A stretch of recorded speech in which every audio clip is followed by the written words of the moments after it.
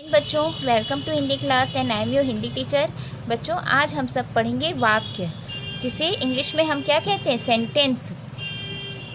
वाक्य क्या होता है, सबसे पहले हम ये जानेंगे वाक्य क्या होता है। वाक्य शब्दों के मेल से बनते हैं, यानी बच्चों जब दो या दो से अधिक शब्द मिलते हैं तब वाक्य बनता है।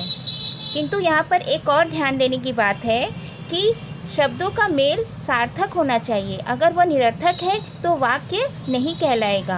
अब मैं आपको यह चित्र दिखा रही हूँ। इस चित्र में देखो बच्चों, अलग अलग पक्षी जानवर हैं, पक्षी हैं, सूरज है, पहाड़ है। अब आप सबको एक वाक्य बनाना है इस चित्र के आधार पर, ठीक है।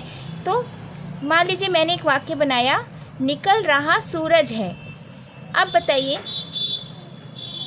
निकल रहा सूरज है, इस वाक्य को सुनने के बाद आपको सही अर्थ समझ में आ रहा है? नहीं आ रहा है, तो यानी यह वाक्य नहीं है। अगर हम इसको हम इस ढंग से बोले, सूरज निकल रहा है, तब हमारा सही वाक्य बना। इसी प्रकार, बह है झरना रहा, पानी रहा मेमना पी है, रहा मोर नाच है। इन सब वाक्यों को सुनकर बच्चों आपको अर्थ समझ में आ रहा है? नहीं आ रहा है, यानी ये वाक्य नहीं कहलाएगा। वाक्य अगर हम इसको इस प्रकार बोले, झरना बह रहा है, मेमना पानी पी रहा है, मोर नाच रहा है। अब देखिए, अब आपको अच्छे से अर्थ समझ में आ गया कि हाँ, झरना बह रहा है, मेमना पानी पी रहा है, मोर नाच रहा है। तब आपको अर्थ समझ में आया इन सब वाक्यों का। जब अर्थ स्पष्ट रूप से समझ में आ जाए तो वाक्य बनता है और वह वाक्य कहलाता है। अतः बच्चों, अब मैं वाक्य की परिभाषा आप सबको बताती हूँ। तो बच्चों, शब्दों का वह मेल जिसका कोई अर्थ हो वह वाक्य कहलाता है। अब हम पढ़ेंगे वाक्य के अंग। वाक्य के दो अंग होते हैं, कौन कौन से? उद्देश्य और विधेय। उद्देश्य, जिस व्यक्ति या वस्तु के बारे में बात कही जाए उसे उद्देश्य कहते हैं, ठीक है। और विधेय यानी बच्चों, उद्देश्य के बारे में आगे जो कुछ कहा जाए उसे विधेय कहते हैं। अब मैं आप सबको उद्देश्य और विधेय एक उदाहरण द्वारा समझाती हूँ। जैसे बच्चों, मैंने एक उदाहरण लिया है, खुशी रस्सी कूद रही है।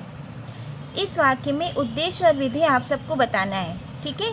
तो उद्देश्य क्या बताया था मैंने? जिस व्यक्ति या वस्तु के बारे में बात कही जाए, यानी यहाँ पे खुशी रस्सी कूद रही है, तो किसके बारे में बात कही जा रही है? खुशी के बारे में बात कही जा रही है, ठीक है। तो खुशी क्या हो गया? उद्देश्य।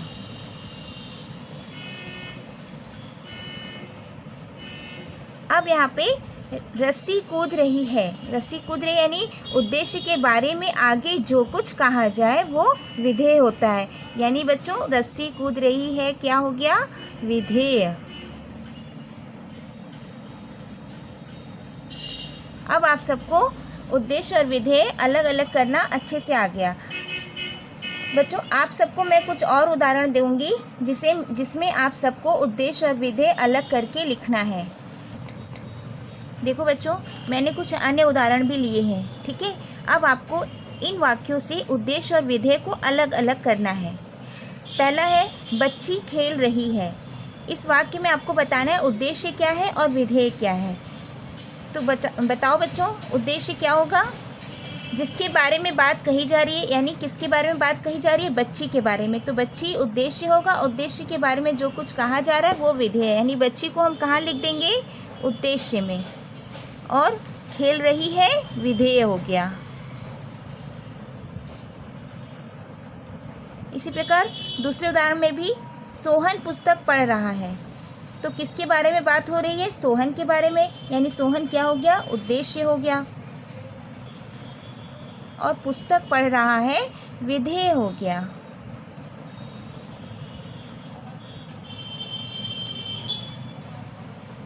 नेक्स्ट उदाहरण में देखिए बच्चों, नारियां पढ़ना लिखना जानती हैं, तो किसके बारे में बात हो रही है? नारियों के बारे में, यानी नारियां क्या हो गया? उद्देश्य। अब पढ़ना लिखना जानती है, उद्देश्य के आगे जो कुछ कहा जाए वो विधेय हो जाता है, यानी पढ़ना लिखना जानती हैं क्या हो गया? विधेय हो गया। खरगोश लाल लाल गाजर खा रहा है। तो किसके बारे में बात हो रही है? खरगोश के बारे में। यानी खरगोश क्या है? उद्देश्य है। और खरगोश के बारे में जो कुछ कहा जाए वो सब क्या हो गया? विधेय हो गया।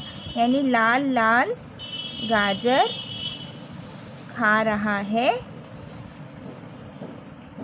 विधेय है। ठीक है बच्चों, अब मैं आप सबको कुछ अभ्यास कार्य दूंगी जिसे आपको अपनी कॉपी में करना है। धन्यवाद बच्चों।